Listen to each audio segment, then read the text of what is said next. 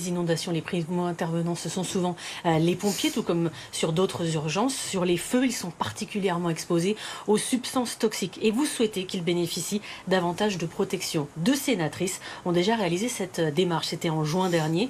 Les pompiers, eux, étaient en grève en février dernier. Pourquoi a-t-on du mal à avancer sur ce sujet? Qu'est-ce qui coince? Alors effectivement, le Sénat a rendu un rapport très intéressant et je travaille avec ma collègue Alexandra Borchio-Fontimp qui est très mobilisée aussi sur le sujet au Sénat. Je crois qu'il est important aujourd'hui de pouvoir protéger ceux qui nous secourent, ceux qui nous protègent. On voit que nous avons effectivement un grand retard en France dans la protection des pompiers, notamment dans la reconnaissance des maladies professionnelles. Je prends l'exemple par exemple du Canada, où selon les régions sont reconnues entre 9 à 19 maladies, dont des cancers principalement, liés au service.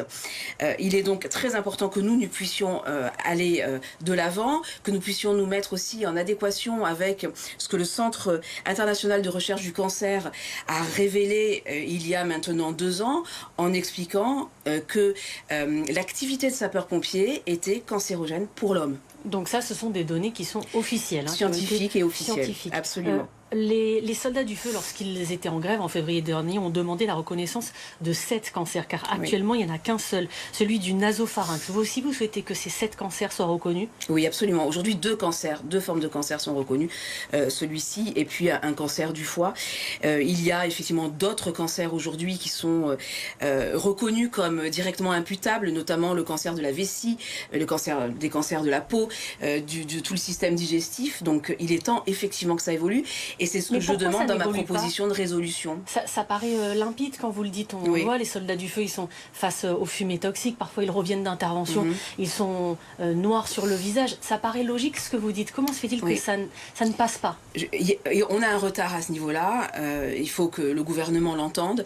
Il faut que les gouvernements entendent les pompiers, entendent les SDIS, qui, eux, souvent ont pris les devants, notamment le SDIS 06, qui est précurseur en la matière, parce qu'avant de reconnaître les maladies professionnelles, il faut les éviter, évidemment, et prévenir et protéger nos sapeurs-pompiers. Le SDIS du 06 le fait depuis 2018. Il a une doctrine très précise et volontariste sur le sujet, notamment, par exemple, en intégrant une détection de certains cancers, comme celui de la vessie, avec, par exemple, des bandelettes urinaires qui sont utilisées couramment. Les équipements sont-ils inadaptés également? Les équipements doivent évoluer, effectivement.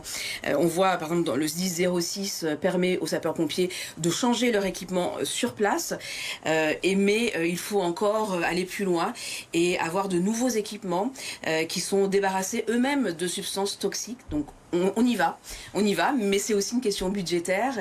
Et voilà, on va le faire dans le 06, mais voilà, il faut avoir cette volonté. On va le faire dans le 06, ça c'est acté? On va le faire dans le 06 dès que la réglementation nationale va sortir, donc ça va être fait dans les mois et les années qui viennent.